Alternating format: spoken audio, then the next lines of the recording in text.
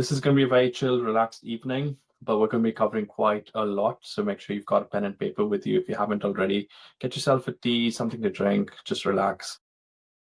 I appreciate you being here this evening, and I'm going to make this a really valuable use of your time and hopefully foster some good discussions at the end of it as well. Cool. So I am recording. We are all here to talk about high impact non-clinical careers. I want to give a big shout out to High Impact Medicine. Vaishnav is here from HighMed. HighMed's been doing a really good job. If anybody here, which I think most of you might be, if you've been interested in my content, you probably will be interested in effective altruism. And HighMed introduces the concept of effective altruism to the world of medicine. So they've got some fantastic resources on their website as well, if you'd like to check them out. Thank you, Vaishnavi. Cool. So as people drop in, do drop your LinkedIns there. Tell us where you're joining us from, what time it is where you are, if you're outside of the UK. And if you're in the UK, tell me what you did on this sunny day, hopefully not at work. Right. So this session today, let's get started. This is really something that I've tried to put together for people on the front line, clinicians who've got non-clinical interests like myself. So maybe your podcasts are all over the place. Maybe you're always itching to start a new course and you keep taking up new projects and you're kind of like, you have different varied interests and people don't really understand you. I mean, at least that's how I used to feel. But actually, at the end of it, you probably are impact seekers. You really want to make a difference in the world. And that's why you got into medicine. That's why you do what you do.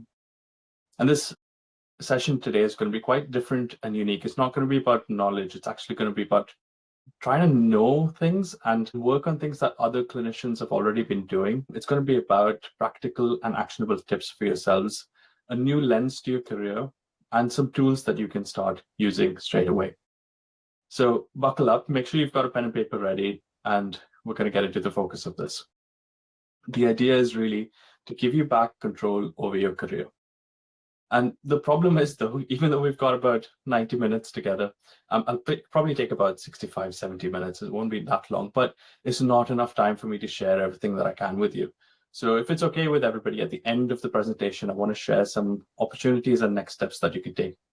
The only thing I ask is that if you find something valuable and it resonates with you, that I want you to take action on it. Don't just sit on information, do something about it. Actually, who here considers themselves as an action taker? Like, raise your hands. I mean, you're here live, so you probably do take action. But I really want you to make the most of this session today.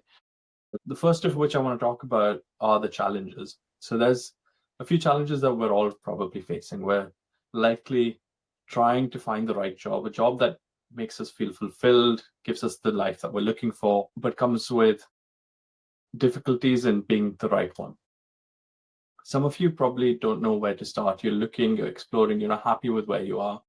And some of you might be where I was, being accomplished, having done quite a bit, relatively good medical career, but asking yourself if you're good enough. Maybe you're not. Maybe you know you're better than this, and maybe you want to take the next step. Really, I want to talk to you about an opportunity today, an opportunity to unlock what's hidden so you stop walking by the doors that have those opportunities and peer in from the windows beside them, an opportunity to make a bigger impact, and really an opportunity to regain freedom and control over your career. Wouldn't it be actually awesome to choose when and where and how you work, not just be tied down to a particular location, be able to show up for those that matter the most to you, and just know exactly where you need to spend your time and energy rather than do everything all the time. Right. So let me tell you a bit about me. You guys have probably been following me on my podcast, Medic Side Hustles, maybe on LinkedIn, but I'll do an introduction. So I'm Shubhendu Kulshreshtha. I did medicine in India, came to the UK to do emergency medicine, and about a year or two into it, I hit a bit of a wall. Love cooking. So I'm always on kitchen duty. And I remember this one night when I was in the kitchen, I was chopping onions. It was like a typical cold British night. And it was quite quiet apart from the tapping of my knife. And I was listening to this. I had this video playing in the kitchen, propped up against the wall. It wasn't a recipe.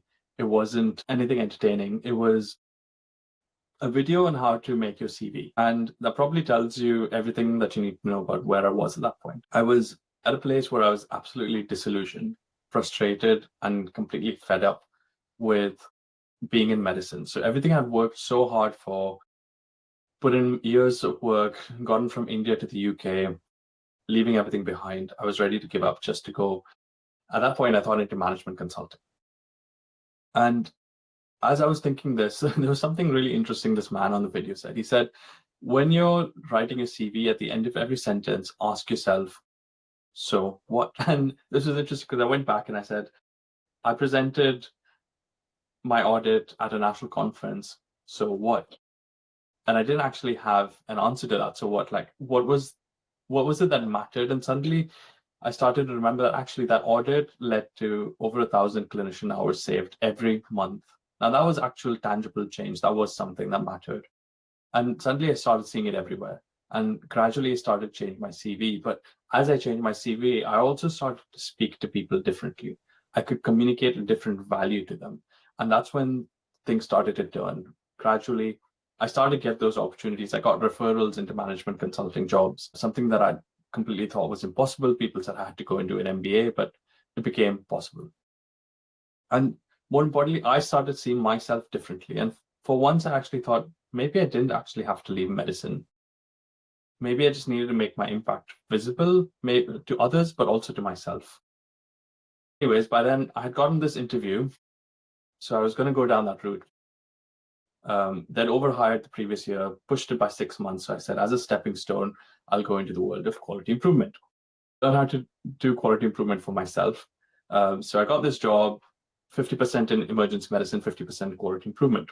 It was in the corporate wing with old NHS furniture, carpeted floors, standing desks. I even got a laptop. So it was for an emergency physician, it was a really weird setting. And I thought it would be relatively passive. I'd learn how to do quality improvement, but actually it was so much more than that. I was invited into QI clinics, so quality improvement clinics, where we would coach people. We would help them through implementing the quality improvement methodology. Working on my own 2 projects, I got involved in helping many other people implement their projects. And this really excited me because I was doing so much more than I could do just on my own. And slowly I was running improvement clinics, but I was also facilitating workshops and I was teaching. And I got really good feedback. People said stuff like, you made this feel doable. And it's the first time that they felt supported doing quality improvement. Gradually, I started to become known for something. I became the QI guy in the emergency department. A lot of my colleagues started reaching out to me. And that was the first time I was actually ever known for anything, I think. And it was the first time that we were actually making an impact, something that mattered. So the first taste of career equity for me was at that point.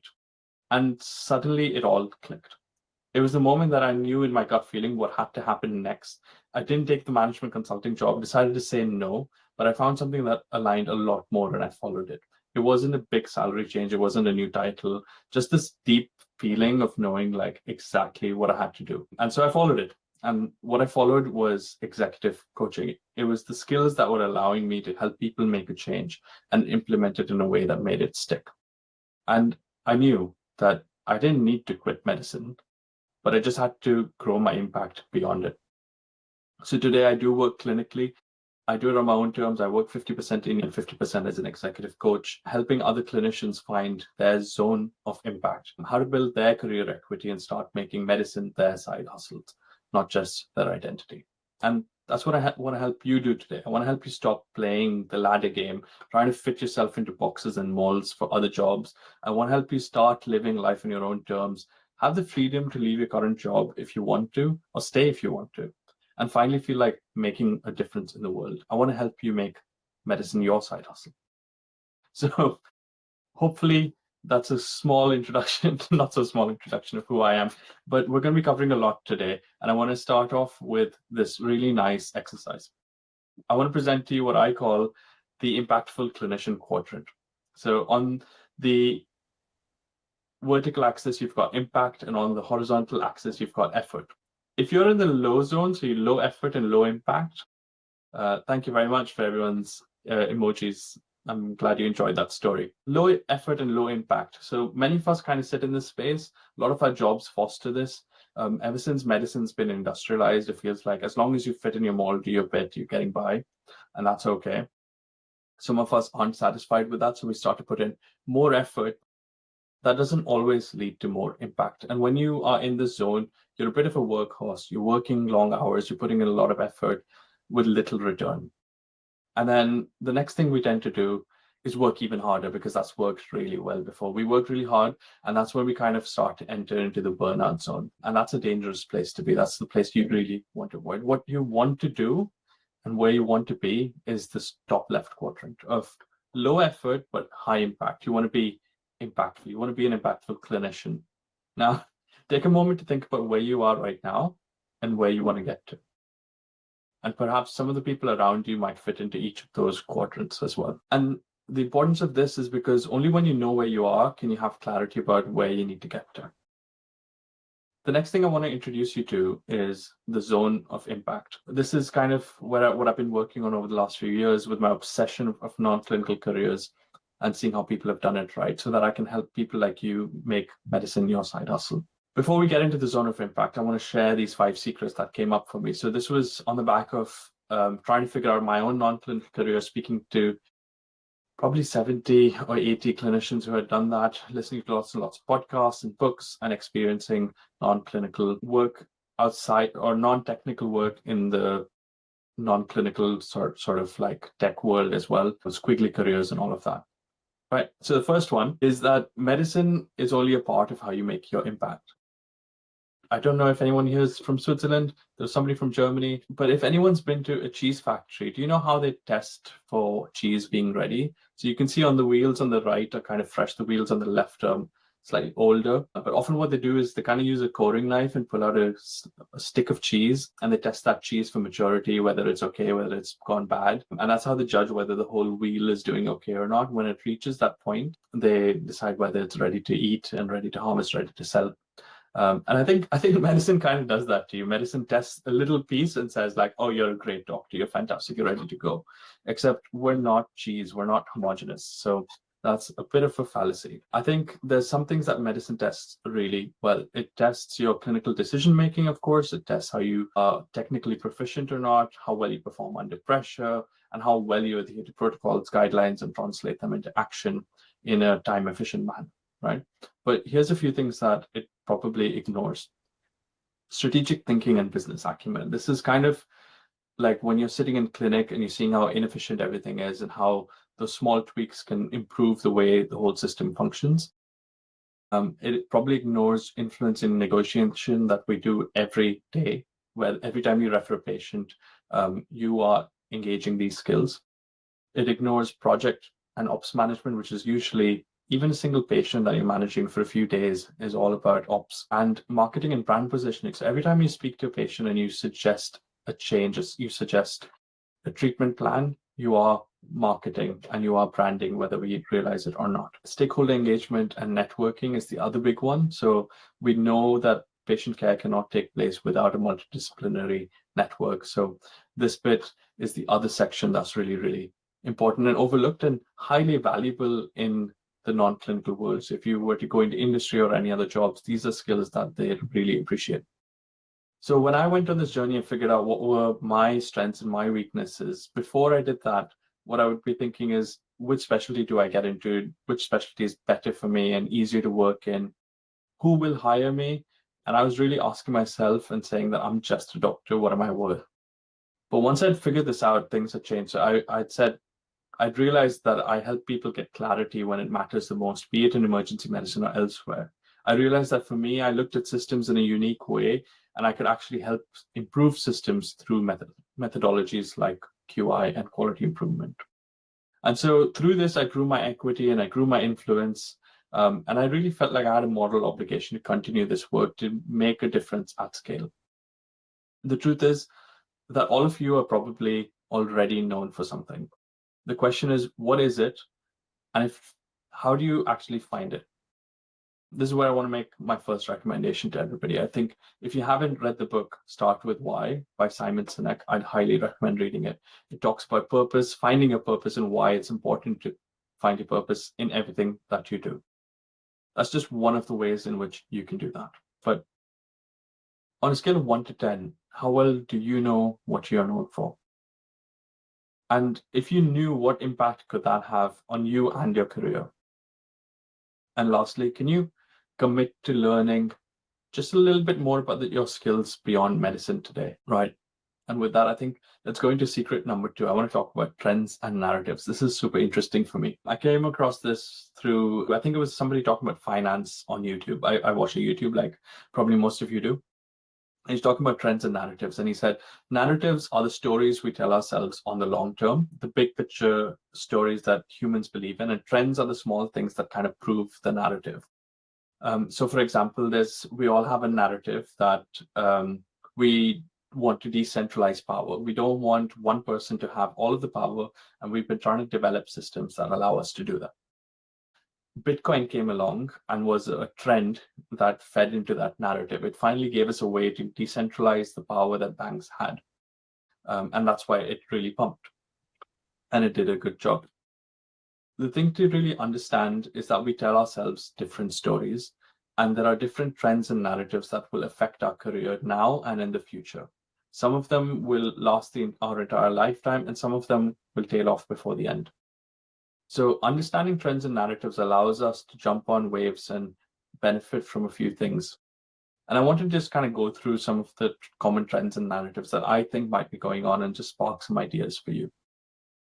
So one of the narratives that I think we have is that prevention is better than cure. And I don't know about you, but I grew up hearing this, and perhaps we say this to a lot of our patients as well. A trend in this might be health data. So the more data you have, the more things that you can prevent, which is better than cure. And then that can extend into the way we do patient monitoring or self-monitoring and Apple Watches and the health data that's available to everybody. Another narrative might be that surgical recovery can be quick. Surgery doesn't have to be as brutal as it used to be. And a trend on this might be minimally invasive surgery. So patients want minimally invasive surgery. Surgeons want minimally invasive surgery. Hospitals want minimally invasive surgery because it's a trend and they'd pay you more for it, and patients would pay more for it. But it's not always the best thing for the patient. Another one's the industrialization of healthcare. This one really bothers me, but I just want you to have a think about this. I don't want to get started about industrialization of healthcare, but it really is fitting into a box and, being made into a small piece of something that's so much bigger and dehumanizes many of us and really leads to a lot of moral injury. Right. I want to tell you about a really, really low day I had. This was in Oxford about a year ago.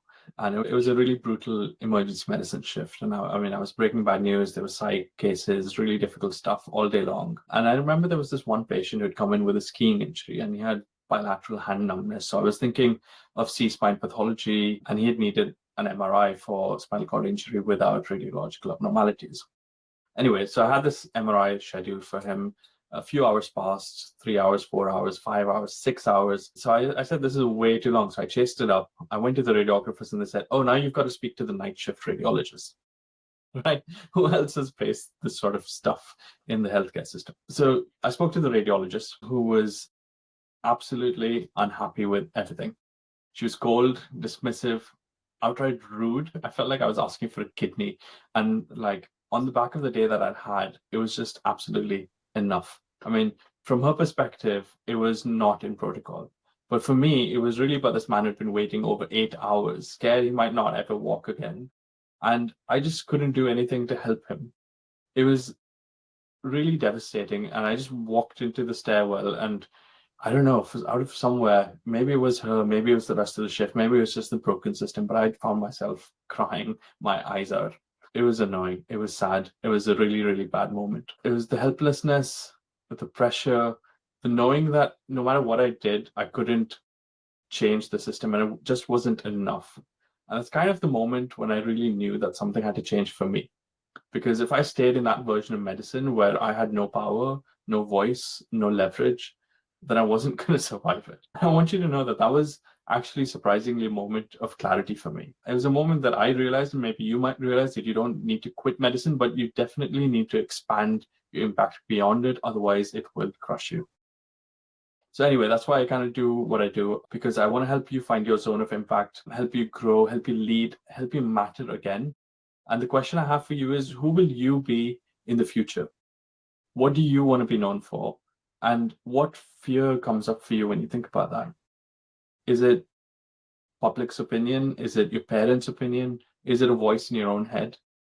But know that staying where you are, no one is looking out for you really. So let's go back to this reflection. On a scale of 1 to 10, how well do you know which narratives are affecting your career? And if you can benefit from the next trend, what impact would that have on your life?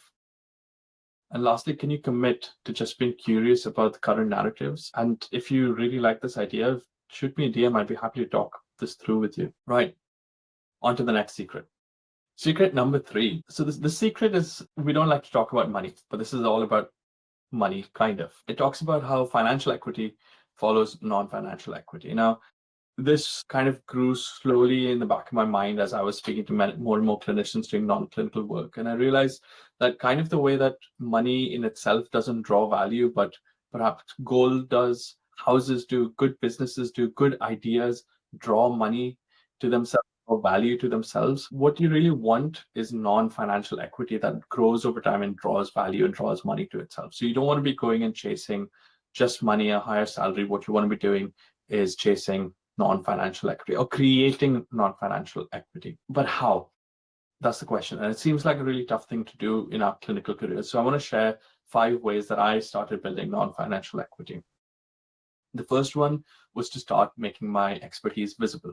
When I started sharing my journey of moving beyond the traditional career, things like this, opportunities came from unexpected places. Your experience really is valuable, but only if people know about it. So write, speak, share it, put it in public domain so that people know what it is. 2, I started sharing my own knowledge. So when solving issues in healthcare, when you come up with a problem, what most of us tend to do is do a lot of research. And we do research in a specific way where we're actually gathering information so that we can use it to do something. And when you're doing that, when you're processing the information into something that you can do with it, unknowingly, you're probably using a lot of frameworks in your mind, you're coming up with some tools, and these are all solutions that are really, really valuable. It's something that you can all, outside of the medical world, people would often take that, package it up into a product of its own, perhaps a course, perhaps toolkits, and even sell them. So that's something that you can think about. The third one I did was that I negotiated beyond my salary. NHS is a government system. We don't have much scope for negotiation, but I negotiated for time outside of that. I negotiated for funding for specific courses and collaborations that benefited me as much as they did my employer, because I aligned my work with things that mattered to them. I started to build relationships outside clinical world. And thank you everybody for sharing your LinkedIn in here, because I think LinkedIn is growing massively and it's a place where lots and lots and lots of opportunities to become available to most of us. So if anyone on this call today is not on LinkedIn, to get on LinkedIn and start talking about the work that you do. And meet with people who are outside of the clinical world. The last thing I did was, and I still do, especially on LinkedIn, is to track and document your wins. Now, if you're solving problems, make sure to track them. Did you save time? Did you save costs, improve efficiency? These aren't just good for appraisals, they're actually proof that you're making a difference in this world. And none of this needs you to negotiate your salary. It's something that you can start doing and will pay you back in many ways in the future. When I work with my clients, I kind of put this together into a toolkit and we work through each of these elements on their own. Here's another table of the various kind of career equity that you can build for yourself. Feel free to take a screenshot of this and consider which ones you have, which ones you don't have as much, and which ones you want to maybe build in the next year. And I want to just quickly share something from one of my clients. She said, thanks for the 11 secrets. That was a video on LinkedIn. But she says she's using LinkedIn to network with a lot of people on what she's interested in. Thanks for pushing me to do it. So there's ways in which you can make that easier for yourself, a couple of strategies for social media, but also in terms of how you speak to people and represent yourself is the way you kind of start to grow your non-financial equity. Again, I'm happy to take any questions sort of at the end. So feel free to put them down in the chat box. I'll catch up towards the end of this call and or on LinkedIn if you like. For anyone watching this recorded, reach out to me on LinkedIn. Right, so of the 5 types of equity that you already have, which one's missing? And which one do you have? And if you had all 5 of those, what would change? So all five of these, if you had all 5 of the non-financial equity, what would happen? And can you commit to building maybe just one of them, maybe one that you don't have so far? Can you commit to building maybe just one of them by the end of 2025 and see where that takes you? All right. And with that, let's move on to secret number 4. Secret number 4 is that alignment beats achievement. So when you're in an organized setting, a city or a race, then you kind of have checkpoints and landmarks that you use to navigate yourself. When you leave the city, when you go out in the wilderness, you don't have landmarks and checkpoints or paths. You're kind of on an unknown journey. And what you really need at that point is a compass. You don't want a roadmap. You want something that you can follow. You need to align with it and know exactly where to go. Stepping outside of the traditional clinical realm and the clinical world is kind of like that. And that's where the concept of Ikigai comes in. Ikigai is a Japanese concept called your reason for being. It's an intersection of 4 things: what you love, what you're good at, what you can be paid for, and what the world needs. So the way you kind of use this is to answer each of those questions on their own. 2 of them come together to create something new. So where the 2 overlap, I don't know if you can see my cursor or not, but where what you love and what you're good at overlap, that's kind of like your passion. What you can be paid for, what you're good at, is your vocation. So there's passion, mission, vocation, and a 4th one, which I'm forgetting. But they kind of come together to create different elements. And for many of us, including myself, medicine is or was probably your Ikigai, something that you loved, something that you're good at, that you can be paid for, and the world needs. But maybe the love's gone away. Maybe you're not being paid as much as you think you should. Some elements are disappearing and it's no longer your Ikigai. Using this framework allows you to kind of say, okay, if this was my Ikigai, what else can be my Ikigai? And perhaps 2 things could fit in there as well. So when you actually try and find this, you realize that you don't have to escape and find something else that fits a box or like fills in the love of your work or how much you paid for your work or how good you are at it. It's about actually realizing that you need the combination of all 4 of them. And I think when you look at non-clinical careers, the conversation I tend to have with people is this, that there's probably 3 types of non-clinical careers. There's alternative careers, non-traditional careers, and portfolio careers. So portfolio careers, most often you find with GPs, they tend to have a day in the clinic, a day doing their own private work, maybe a day teaching, maybe a day working as a trackside medic. Often things that still are within the medical realm, and their knowledge and their mindset and the skills they're using are clinical, but they practice in different settings. It keeps things fresh and they enjoy that job. Alternative careers, to me at least, are kind of like leaving your existing career and jumping onto another treadmill that takes you to a different place. So it may be just as structured, may not be just as structured. I think, will the recording be posted, please? Yes, I'll send out the recording a few hours after this. So non-traditional, so alternative careers, I think like management consulting would be an alternative career. Then non-traditional careers are kind of a mix of everything. So you kind of take things into your own hands. And the way I look at it is that you really stand for a mission and something that you want to bring into this world, something that you want to change. And it might mean a couple of advisory roles alongside your clinical work, alongside improvement work, perhaps alongside teaching, but you really do have a non-clinical lens to it. So whereas portfolio careers is all about medical expertise and knowledge, non-traditional careers often have something outside, maybe health tech, maybe consult, maybe neurology, maybe something that you've been doing that's not typically required in your clinical day job. And I think I cover a few more of these in the Show Up Live bonus. So if you didn't download it earlier, this is your time now. So just go to coachwithshub.com/live. It's got a few more information on there and a couple of different things. So let's do this again. On a scale of 1 to 10, how well do you know your Ikigai, your reason to be? If your score was 10, how would you feel about that? You knew exactly what your reason to be was. I'm sure many of us probably do feel that way. We probably have experienced that at some point. But can you commit in the next 7 days on deciding which one of the 3 paths is right for you? Is it portfolio career? Is it a non-traditional career? Is it an alternative career? Which one lines up the most? Which one is most likely to help you find your Ikigai? Awesome. Right. And with that, I want to take you into the secret number 5. So the secret number 5 is that you need to use structure to create strategy. So if you've played chess, the game is all about strategy. It's a traditional strategy game because there's certain directions in which each piece of the game can move in. And you've got to move in a way that you understand where the other person will move, and you come up with a strategy. But that strategy only works because you've got a structure and rules that everybody follows. There's another game called Othello. If anyone's played Othello, it's really mind-bending, because what happens is every time I move and flip over the other player's dice, everything on the board flips over. And it's kind of like the ground shakes and you see everything in a negative image, and all the strategies that you had in your mind just completely disappear. And sometimes stepping outside of medicine into the non-clinical world can feel that way as well.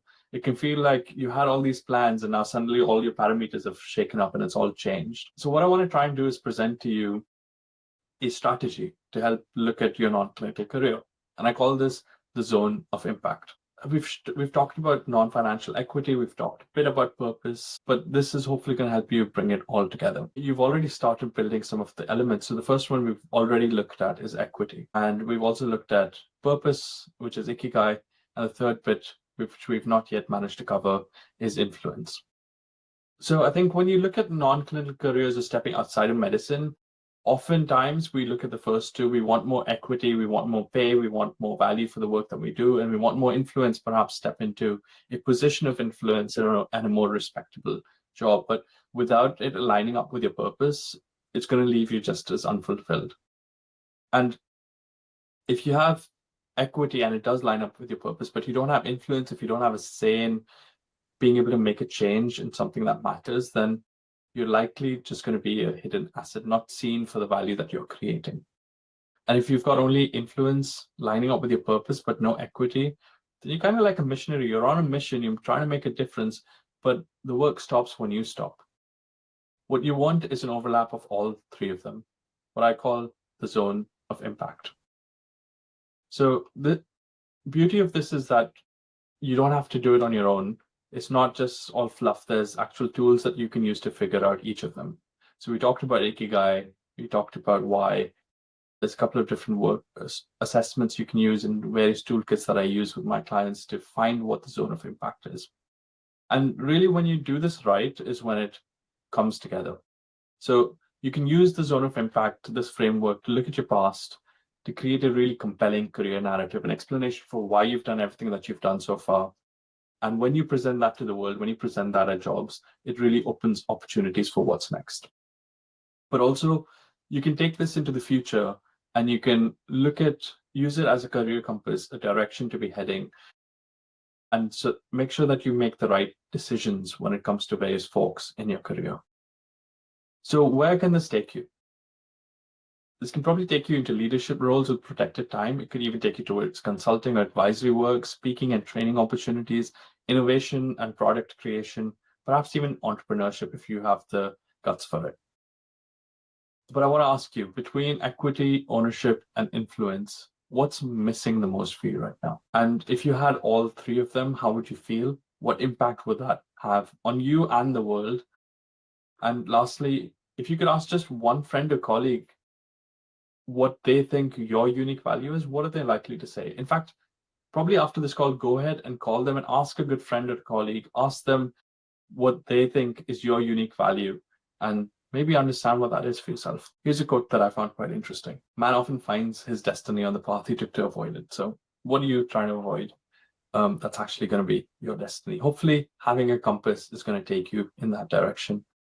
So we've covered quite a lot today. Let's do a quick review, and thanks for sticking with me, everybody, and hope you've been enjoying the conversation so far. So we looked at how medicine's only a part of your impact, the cheese wheels, and how we're not a homogeneous piece of cheese. We looked at trends and narratives. We looked at financial equity following non-financial equity, alignment beating achievement, and finally, how structure can help you create strategy.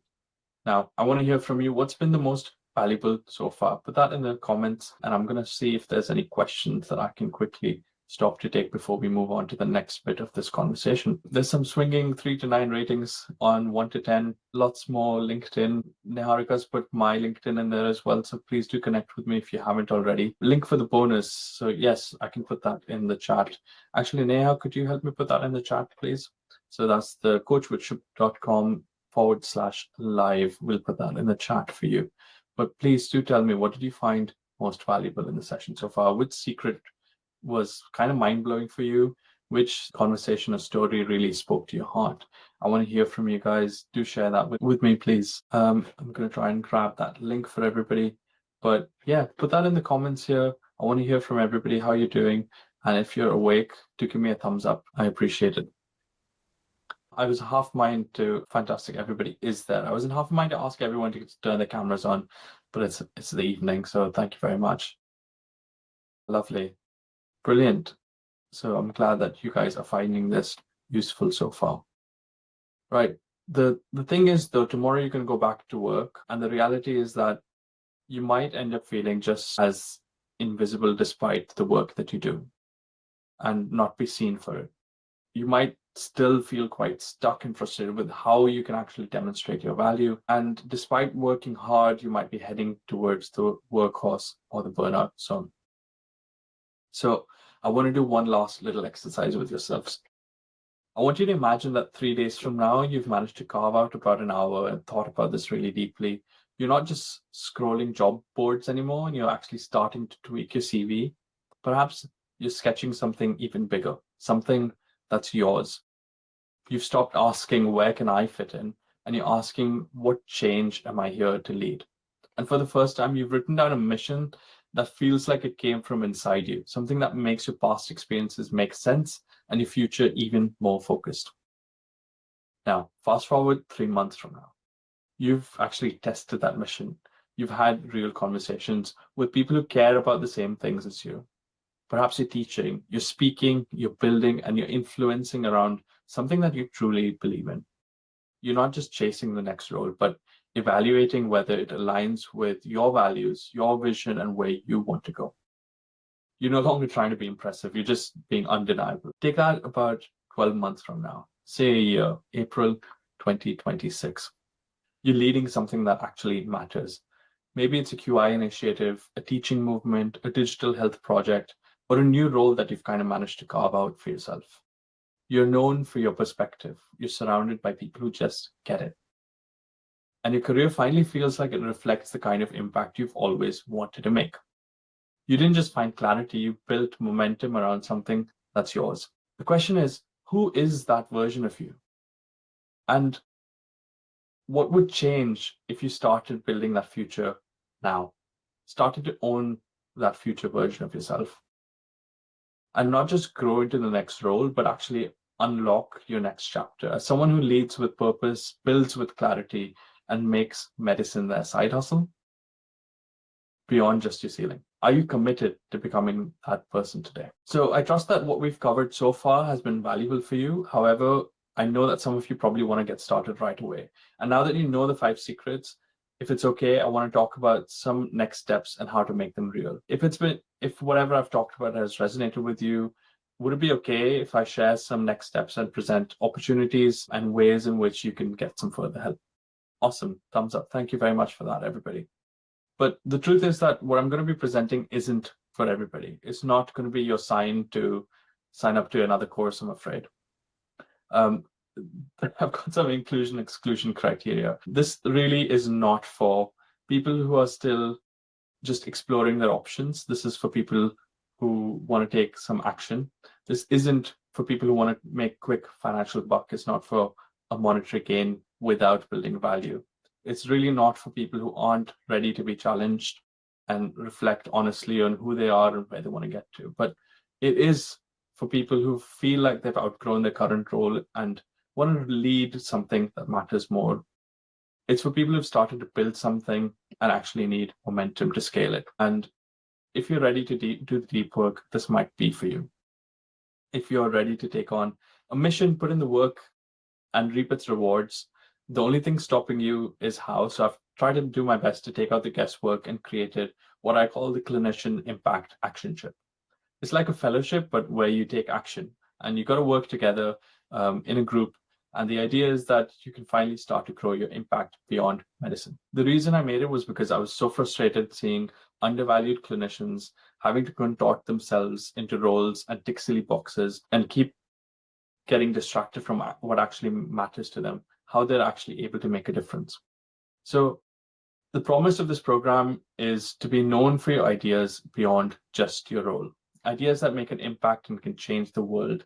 and use those ideas to build a career of influence, of purpose, and of long-term values, a career that works for you. I've been on this journey myself and with some of my clients. I want to take out the risk and the guesswork and invite some of you to this if this is right for you. Here's the process. 6 modules over 6 weeks, taking you from idea to action. Week 1 is about understanding your experiences and finding a mission. Week 2 is about realizing your purpose and creating a compelling career narrative. Week 3 is about knowing your strengths and lenses and position yourself in a way that matters. Week 4 is about ways to build career equity beyond just what we discussed today and actually convert it into leverage. Week 5 is about knowing the way you influence and how you can maximize that. Week 6 is really bringing it all together into your zone of impact and seizing the opportunities that are going to start to present themselves. So imagine going from knowing you can make a difference but struggling to show it to knowing exactly the kind of problem you want to solve in the world and how to show that your value to others, making a difference that sticks. Imagine knowing exactly how to get there. This is a review I want to share with you with one of my one-on-one clients that I worked on with earlier. And she said, even as an extrovert who enjoys social interactions, I wasn't sure how to intentionally build the right professional network. It helped me gain clarity on my goals, recognize what was holding me back, and refine my approach to networking, ensuring I connect with the right people to accelerate growth beyond medicine. Shivani's gone on to have people reach out to her than the other way around in her niche of AI for fetal medicine. So I want to invite you exclusively, because if you've been nodding along and if you felt like this is the kind of space you've been needing, then I'd like to invite you to apply for the founding cohort of the Clinician Impact Actionship.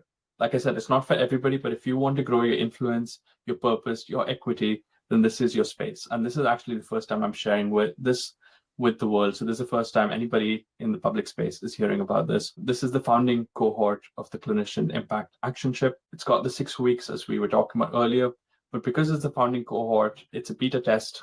So there's some special bonuses that I have for you guys.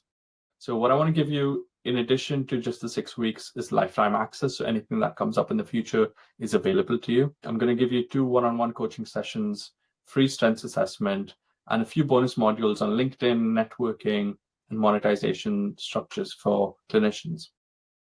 All I ask from yourself is to be open with honest feedback so that I can further refine and improve this program for everybody. Here's what a few of the current applicants already are saying. So they're saying that they want to explore leadership in consulting roles but need positioning help. There's confidence to build on ideas and start making a difference.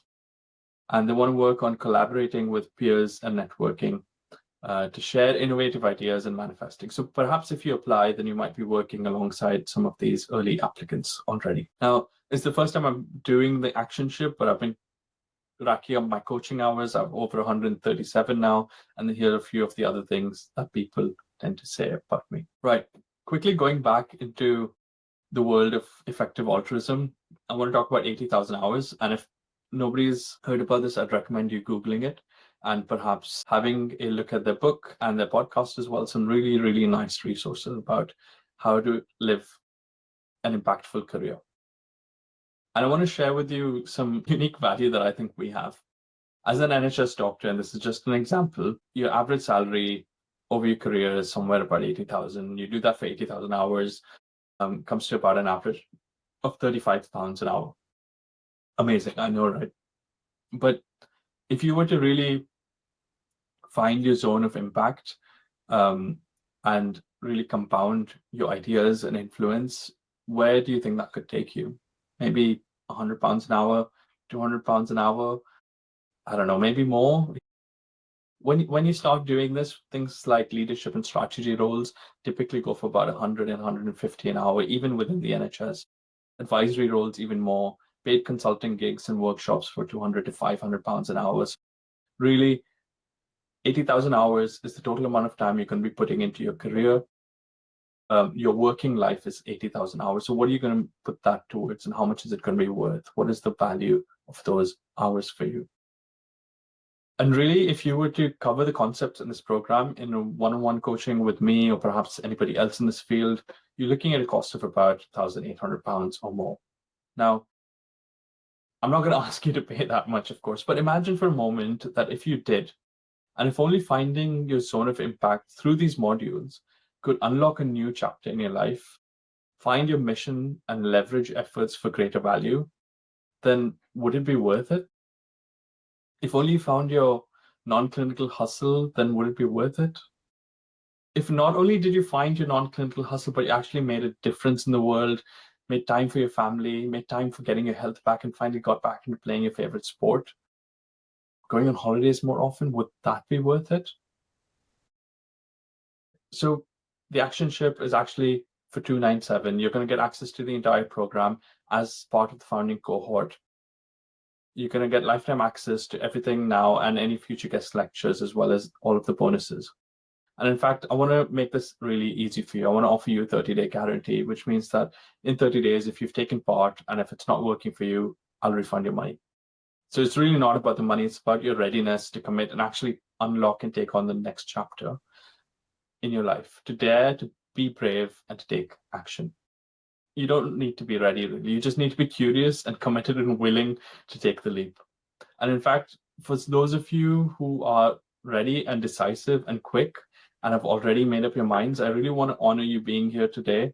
And I want to give you another further bonus. I want to offer you another third off and make this £197. Applications are currently open and they will close on the 10th of April. So if you're ready to take action right now and make medicine your side hustle, I want you to go to this website right here. So www.coachwithshub.com/action. You're going to be presented with a form, a page which gives you a few more bits of information and the ability to apply. When you press apply, you'll have a couple of questions you'll have to answer.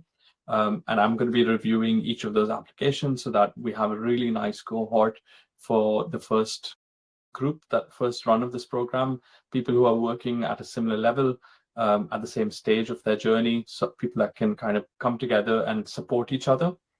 And there's limited spots, so I want to make it a relatively small group and be closely involved with everybody. So go ahead, if you're interested, go ahead onto that website and make medicine your side hustle. So we're moving into the Q&A section of this conversation. I'll let everybody drop in a few of your questions so far, and I will try and take them from the comments. Aishwarya, you like the quote about destiny. Thank you very much. I really found that interesting as well. So yeah, if you guys have any questions, any personal questions for yourself or about non-clinical careers or about coaching, I'd be happy to take them, drop them in the chat. As you're doing that, I'm going to go through some pre-made questions. So the first question really is, I'm already so busy, will I be able to do this? And yes, it's made for busy clinicians. It's going to be about an hour a week. And probably you need a total of 90 minutes beyond the session time and the willingness to take a few small steps to make it happen. The idea is that we take care of the accountability and the clarity, so you don't waste energy on that. You actually start taking action. Question 2 is, when does it start? So I think tentatively the start date was going to be 22nd of April, but that's the long holiday weekend. So I think I'm going to go for 28th of April. We're going to start on the 28th of April, once a day, every week for 6 weeks. Question number 3, what if I don't have a big idea yet? So I don't think you need a big idea to start this program. I think if you want to join the actionship, having an intention to want to do something bigger and actually be willing to take action is the only bit that you need. If you've got something that you're really passionate about, I think that's even better, but you don't need a big idea. It's all about trying to figure out what that big idea could be. Question 4, they're all going to say question 3 from now because I didn't edit my slides properly. How many participants will be there? So I'm targeting about 12 people for the first cohort, but let's have a look at how many applications have come in. We've already got about 26, and I'm going to have to trim them down. Let's see some questions in the chat. Right, so Marius asks about LinkedIn networking. Is it enough to add people there, or should you also send a message and get to know the person? So I think for me, LinkedIn is, wait, I'm going to stop sharing so we can have a chat. For me, LinkedIn really isn't about numbers. There's not much value in having thousands of people following you. That's not going to unlock any opportunities. You've got to treat it as a one-on-one basis. So I think send out lots of connection requests every day. Send them out without bothering with a personalized message. I think everybody can see who you are on LinkedIn, and if they find your profile interesting, they will accept your request, irrespective of the message that you've got in there. So don't bother setting up a message. But if you've got a profile that's interesting, is somebody in your space, somebody who you'd like to get to know, to send them a request. And then get to know them, have a conversation, ask them for a coffee call. I have a chai with Shub call. So if you want to have a conversation with me, say, Shub, can I have chai with you? And I'll send you a calendar that shares my personal recipe of masala chai, which I love. And maybe some of you on this call might have already had that. Yeah, get to know people and really understand what are they looking to achieve and how can they help you, and how can you help them. I think that's the bit about LinkedIn networking. Yeah. Sean asks, hopefully that answers your question and what you were looking for, Marius. Sean asks, in terms of contract, you mentioned 50% clinical, 50% coaching. Do you mean negotiated part-time contract with the hospital and the other 50% of time you're working on your own time? Yes, that's correct. So I think in the NHS, we've got the ability to go less than full-time. So my official contract is now 50%, and then I do 50% coaching on my own time. Previously, when I was doing the quality improvement work, the contract was 50-50 split. So I was employed full-time, but it was split 50-50. Aishwarya is asking a really nice question, how to measure impact. And I'm going to suggest that we go back to High Med. And I think there's a couple of nice articles on High Med talking about impact. We're going to get some speakers as part of the actionship to talk about measuring impact. But it really, thanks, you enjoyed the chai recipe. But yeah, really measuring impact comes down to what you're really trying to achieve. And there's 3 different types of metrics you can have for measuring impact. And I'm going to go back to my quality improvement world here. So you can have process metrics, you can have outcome metrics, and you can have balance metrics. So process metrics is how often you're doing something that you think is going to lead to improvement. So for example, if you want to lose weight, just tracking how many days of the week you're going to the gym, for example, it's going to be a process metric. So if you're not doing that on target, then you can't expect to see the outcome that you're expecting to see. So that's process metric. Outcome metric is really the final end goal. So if you're trying to lose weight, tracking your weight is the outcome metric. It doesn't track the process of how you get there. And balance metric is what else could potentially go wrong that you don't want going wrong. So I guess if you're trying to lose weight, you don't want to under-eat your calories. So tracking your calories will be a way you can check your balance metric. Those are some basic ways in terms of how you can measure impact, and really you need to tailor it to what you're trying to change. And hopefully that stirred up some ideas for you. Thanks for that question, Aishwarya. Fatima says, how can one get into coaching, as in become a coach? Are there any recommended courses? Yeah. So I think there's many different ways to get into coaching and many different types of coaching as well. The one I did was executive coaching from the Center for Executive Coaching. I liked the program because it was very sort of fluid. You could join anytime, leave anytime. It was in the US, so it worked for evening hours in the UK. And the person leading that program was from a management consulting background. So he used a lot of tools and toolkits that were actually really action focused and really made a difference. So for me, it really resonated with my quality improvement work and the impact work. So that's what I went for. There's a couple of places in the UK. So I think Henley Business School does some coaching. There's a lot of life coaching places. There's Academy of Executive Coaching.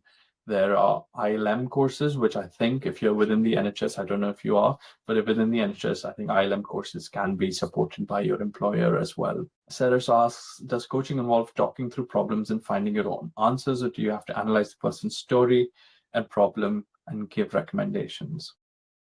I like this question. So pure coaching is all about not giving advice. It's all about being a thought partner who asks questions that enable you to see the parts of your thoughts and your thought process that you didn't see before, may not have considered before. Helps you come up with your own answers because it believes that nobody knows your situation better than you do. And on that basis, it traditionally doesn't give any advice. It may offer up, hey, here's what I'm seeing. Here's a reflection of what I think is going on. What are your thoughts about it? And that's probably the closest to giving recommendations that it comes to, unless specifically asked upon. So I think if somebody came to me and said, hey, Shub, I've got a QI project. What should I do? Do you think I should do this or I should do that? And asking for my advice, and I have the expertise, then I might give advice. But generally, it's all about asking really interesting questions or reflecting back things that present a different perspective of what's going on. Awesome. Any more questions? I'm going to just cover the last few ones that I've got listed down here. How many participants? I think we did this one. what grade do I need to be to join? You don't need to be a grade. You just need to be really impact focused and willing to make a change. And perhaps if you've done something outside of your clinical world, something like leadership or AI or health tech or I don't know, some sort of non-clinical course that you've been interested in, that'd be fantastic. Can I bring a friend? Of course you can bring a friend, and talk to me about bringing a friend. We can work on something for both of you together. Will this happen again in the future? So the idea is that this pilot cohort, the founding cohort, is going to run for 6 weeks. And at the end of 6 weeks, I'm going to take a bit of a break to refine and improve it. But eventually I want to keep it as an ongoing repetitive 6 modules so that people can join multiple times and hop on and hop off as they like. But it will not be at this price and it will not be available the way it is now. This webinar might happen again in the future in different forms. So if you want to find people who might like this, so let them get in touch with me. But yeah, the idea is that the 6 weeks will help design the final program, which will be sort of evergreen and ongoing and a lot more valuable and a lot bigger. So maybe a lot more clinicians on there as well. Where will it be hosted? I thought I was going to host it on Google Meets, but my experience recently has told me that it's going to be on Zoom. It will all be virtual. I've got a platform called Paperbell where you'll sign up, get a lot of resources, get a lot of toolkits and worksheets and introductory videos, as well as the bonus modules on there. And then you'll have a calendar integrating with that, which will book your regular calls, as well as the coaching calls with myself through that platform. So I will walk you through all of that. All right.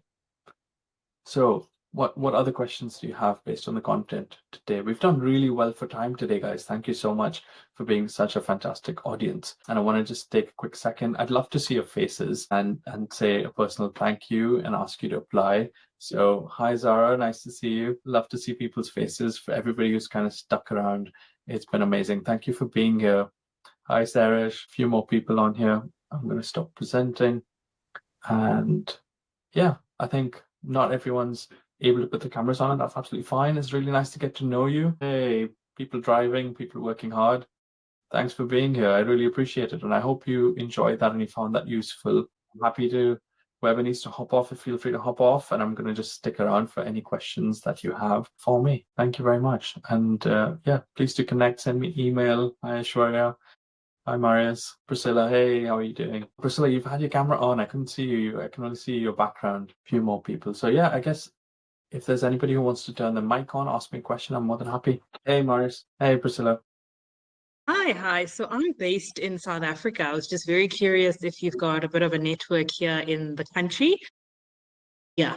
We don't have a system like the NHS. We've got, our own little healthcare system looking to implement NHI, which is similar to NHS. Yeah, just curious about a network in South Africa. Oh, very interesting. No, I unfortunately don't, though. I think Dash says me. Dash is a South African we've worked with. But apart from Dash and recently working with someone from Swaziland, and I know that's not South Africa, but in that region of the world, I don't think I do have a network. So if you'd like to get in touch with me and introduce me to a few people, I'd love to. I've lost you, Priscilla. All right. Thank you so much. Thanks, Priscilla. It was great to have you here today. Marius, did you want to ask me something? Go for it. But from 2026, all bets are off. Do you think the program is better applied closer to when I'll take action?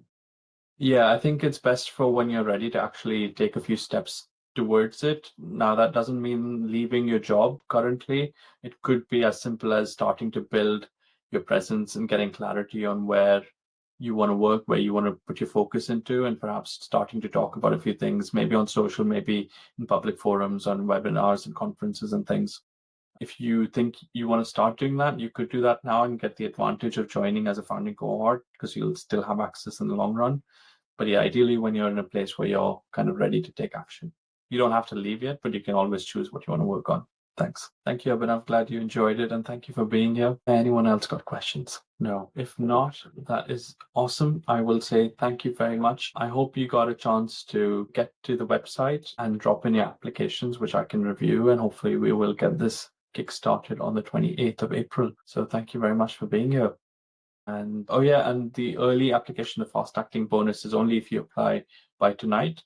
If you apply after that, it's going to be obviously the usual price and stuff. But I'm glad so many of you showed up and so many of you stuck around for this conversation. So I really appreciate it. Thank you so much. And if there's any questions, feel free to contact me on LinkedIn. I'll be happy to have a chat. If you want my chai recipe, just ask me. I'm a big fan.